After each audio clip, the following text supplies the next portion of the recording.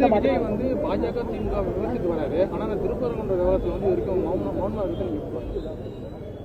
கம்முன்னு இருக்க வேண்டிய இடத்துல கம்முன்னு இருக்கணும், கும்முன்னு இருக்க வேண்டிய இடத்துல கும்முன்னு இருக்கணும். இது யார் சொல்றது? திரு விஜய் அவர்கள். அரசியல் அப்படி இருக்க முடியுமானே? கம்முன்னு இருக்க வேண்டிய இடத்துல கம்முன்னு இருப்பேன், கும்முன்னு இருக்க வேண்டிய இடத்துல கும்முன்னு இருப்பேன். திரு விஜய் அவங்ககிட்ட கேளுங்க, ஐயா கம்முன்னு இருங்க, கும்முன்னு இருங்க, பேச வேண்டிய இடத்துல பேசுங்கன்னு நீங்க விஜய்கிட்ட சொன்னாவே நல்ல அரசியல்வாதியாக வருவாங்க.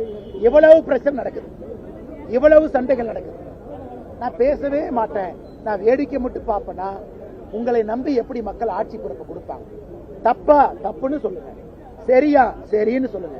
ரோட்டுக்கு இந்த பக்கம் இருங்க அல்லது ரோட்டுக்கு இந்த பக்கம் இருங்க, நடுவில் நின்னா எப்படிங்க ஐயா? வண்டி நடுவில் தானே வரும். அதனால திரு விஜய் அவர்கள் நியாயப்படி மக்களுடைய உணர்வு இன்னைக்கு எந்த பக்கம் இருக்கு? திருப்பரங்குன்றத்திலே தீபம் ஏற்றப்பட வேண்டும் என்று இருக்கும் பொழுது அவங்களுடைய ஆதரவு எந்த பக்கம் இருக்கு? நான் பேசவே மாட்டேன்னா அது எந்த விதமான அரசியல்? நான் தமிழ்நாட்டில் தொடர்ந்து சொல்றது, விஜய் அரசியல் இருக்கட்டும், அவர் சித்தாந்தத்தை சொல்லட்டும், மக்கள் ஓட்டு போட்டு முடிவெடுக்கட்டும். அப்படி இருக்கும் பொழுது எனக்கு ஒரு விஷயம் நான் பேசுவேன், ஒரு விஷயம் நான் பேச மாட்டேன்னா இதே விஜய் அவர்கள் புதுச்சேரிக்கு வந்தார்.